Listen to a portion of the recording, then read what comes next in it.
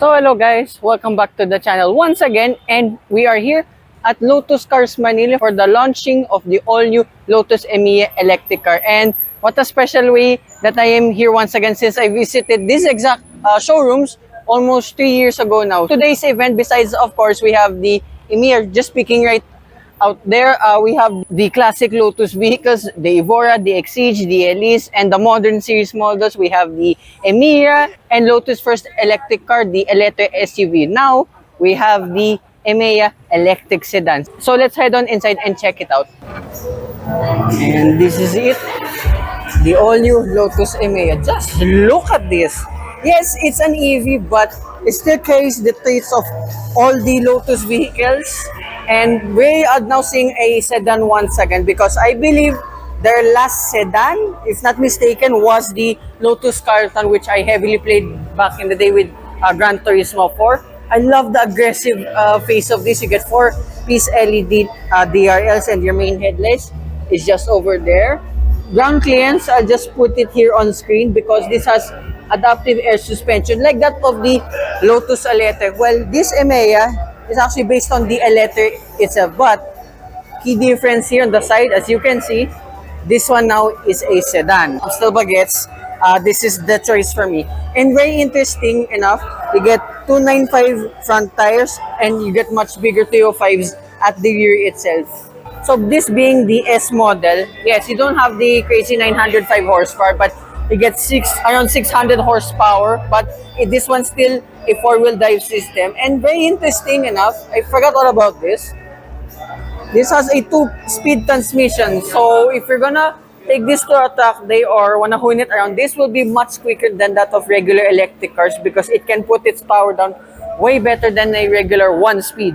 And going back to the side profile, I love the sleek design, and you get cameras all around for your 360-degree camera. I'll demo it later on. And if you go here at the rear, I love this rear quarter panel. Gives a sloping design itself. And this is your charging port itself. Yes, a Type 2 with a slow and fast charger. And you can charge this around 40 minutes from 10% all the way up to 80%. Now, that's cool. And here at the rear of the Emeya itself, well, for this shot, you can see the active spoiler in play. Of course, you have the, I think, track mode or touring mode, whatever it's called. Let's check it out later in the infotainment system. So it will help, of course, for downforce when you're playing around. Diffuser, well, gloss black diffuser. And I love all of the Lotus badging from the front and as well up to the rear. Look at this LED taillight piece. It's one whole piece and it's just a very nice clean look. It's not like everything's lit up here and there. And another nice touch, you get functioning vents all around. So same like with the Eletre. Lotus played around a lot with this vehicle. And there it is. Right, so we're in, I assume, track mode now. And what caught my attention, this may be a sedan, but I didn't know it was a fastback style. So that means you have a much bigger boot space here than usual. More details here, Colin Chapman's logo, and my favorite piece here, like with the Eletre, you get a slidable 12-volt socket, which I really love this. The attention to detail here is insane.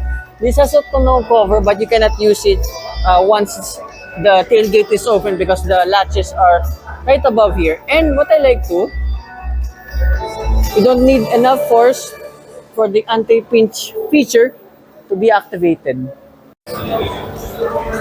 So this is the lovely interior of the all-new Lotus Emeya. Alright, yes, like the Eletre, you have electronic opening for the doors. But I know you can close it, I think somewhere here in the infotainment system. But anyways, you can close it regularly as is. And yeah, look at the interior, very much similar like that of the Eletre itself. If you want to check the more in-detailed stuff for all the infotainment, the tech and all that, that review is already available on my channel. But few more highlights here. You got very nice paddle shifters over here for your regen and for your driving modes itself. Don't worry, we will drive the Eletre very soon on my channel. That will be probably a scary experience, but for sure it won't be as scary as this one since this one is a sedan. Then as you can see on camera, I cannot see it with my eyes itself. You get infrared sensors, along with a very small instrument display that displays your speed, the state of charge, the range, and all that, and your driving modes as well. Now, for the highlight of all the Lotus electric models, there you go. Look at how much people are around the car at the moment. That's actually a cool feature. And for your driving modes, and look at the resolution of that. That's again like the Eletre, one of the best I've ever encountered. And these are all of your features, your safety. There we go with the driving modes. So sport was the crazy one. There you go. That's why the spoiler was up earlier. You get tour. This one's normal mode. Range is the eco mode itself. And as you can see throughout the cabin, you get ambient lights all around and an extra display for your the passenger side. You control everything here in the infotainment system, like from your air conditioning, your ride height of this vehicle, and Android, Apple CarPlay, and Android Auto, which is a must. And again, you can see all of that state of charge and while it's being charged. And then further down, you get a wireless charging pad. Again, I like this theme of the ambient lights.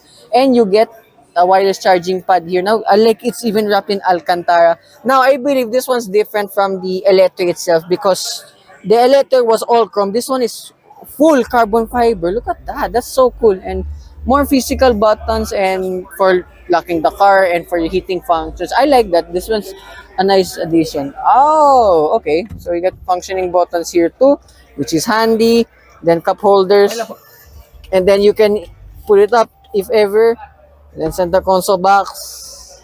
Oh wow, look at how much space there is. There's even a cooling function just inside with two USB-C ports and a 12-volt socket. I can't open it for some reason.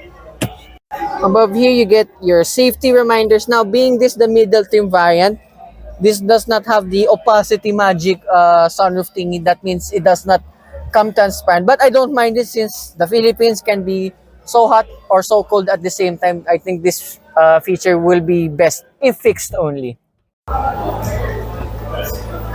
Now, here at the rear of the Lotus Emeya, remember, like the ones in front, you can open and close these doors automatically or manually if you want.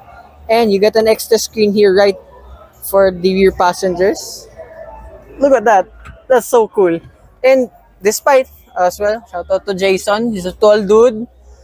Look at the space. I still have enough feet room. Well, the feet room's tight, but I can stretch far enough, which is cool. Knee room, yeah, not so bad. And then headroom, yeah, despite the glass roof. Look at that. I have enough headroom. That's actually pretty okay. Very similar here like with the Eletre. Apart, this one is strictly a four-seater. I love the seats, by the way. It's mixed with leather and Alcantara on either side. But unlike with the Eletre, you have a massive center console which stretches all the way to the front side. And same ambient light here with your air conditioning vent. Long too with the cup holders itself, which is very nice. And then underneath, more ambient light with a bottom storage. Again, more on the Alcantara side. And I love when we went in, there's more Lotus Easter eggs. And even here behind the front passenger seats, which is cool. Then the center screen here, you can fold it away or raise it up to feel the full VIP experience. Look at that. So more controls here. I don't think you can operate the maps here. However, unlike that with the Eletre, this has a massage function. Look at that. So you can play around here and relax as much as 18 minutes. That's the notification we got here earlier. Then you can adjust the sound system here along to, once again, with the climate control functions. Center console box here, once again. Two USB-C ports. I don't think there's a cooling function here anywhere, but as you can see, the space is immense. Center storage, once again, I assume for wine bottles and special items. And funny enough, when you have to close it back, it kind of slams all the way on top. But that's just a small nitpick I've discovered with this Emeya. Now, for the prices of this all-new Lotus Emeya models, this one starts at 8 million pesos all the way up to 9.5 million pesos with the Emeya R. But for this middle trim, this one is at, I can imagine the space is amazing. This one is at 8.5 million pesos, which I think is a steal because you have more than 600 horsepower and 540 kilometers of range. And how about that? So yeah, that's a quick tour of this Lotus Emeya. So again, I'd like to thank everyone here of Lotus Cars Manila and to Auto Hub Group for the invite of the launching of this all-new Lotus Emeya models. So hope you guys like and subscribe, and I will see you with more future car reviews. Bye-bye.